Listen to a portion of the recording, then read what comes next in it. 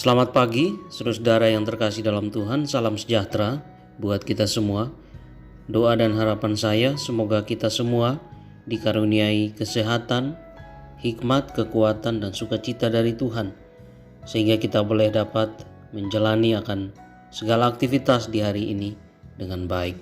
Mari saudara-saudara, sebelum beraktivitas saya mengajak kita sekalian untuk mendengar firman Tuhan. Kita berdoa terlebih dahulu.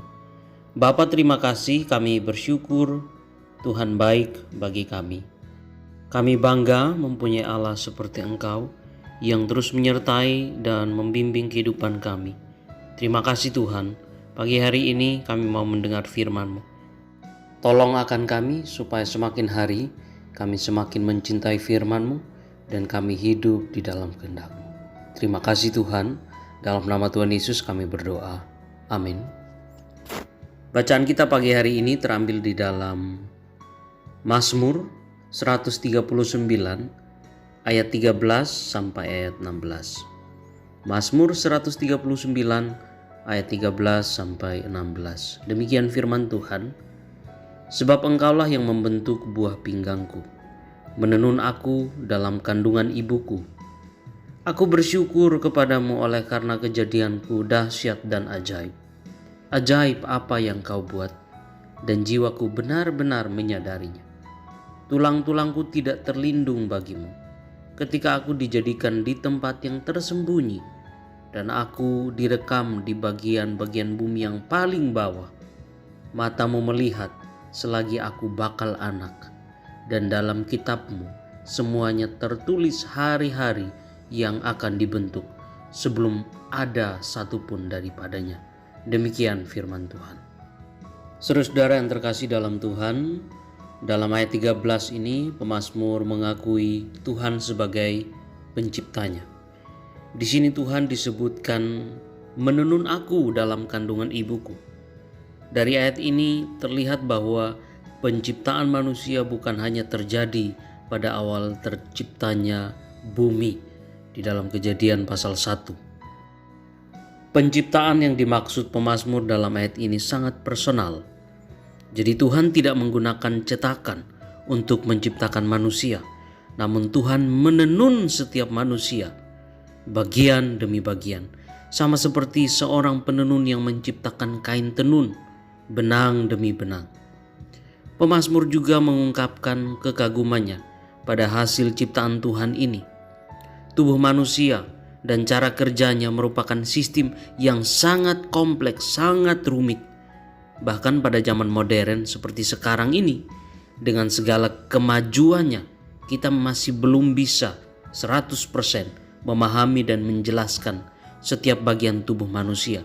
Apalagi pada zaman pemazmur, saat ilmu pengetahuan atau ilmu anatomi belum berkembang.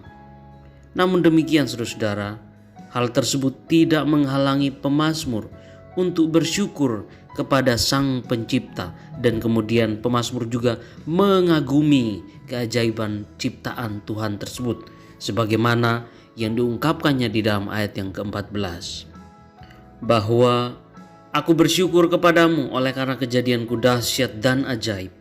Ajaib apa yang kau buat, dan jiwaku benar-benar menyadarinya.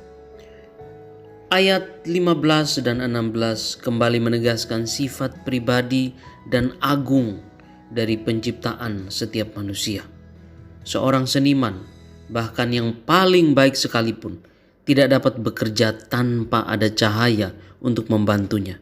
Tetapi Tuhan menjadikan setiap manusia di tempat yang tersembunyi.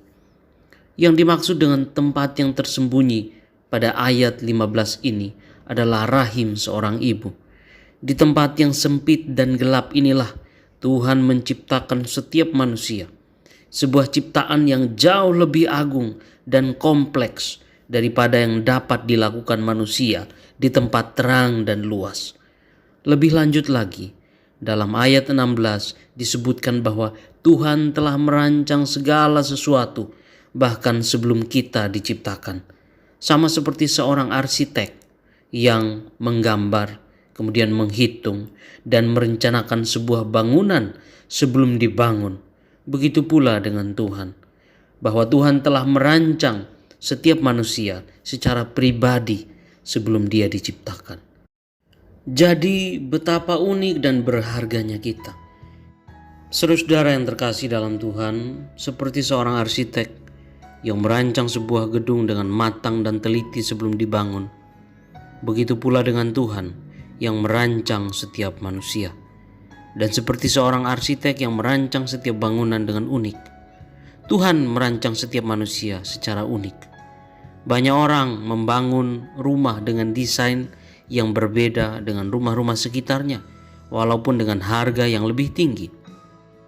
Contoh lainnya adalah bahwa pakaian hasil desainer di butik biasanya lebih mahal daripada yang buatan pabrik karena unik dan tiada duanya.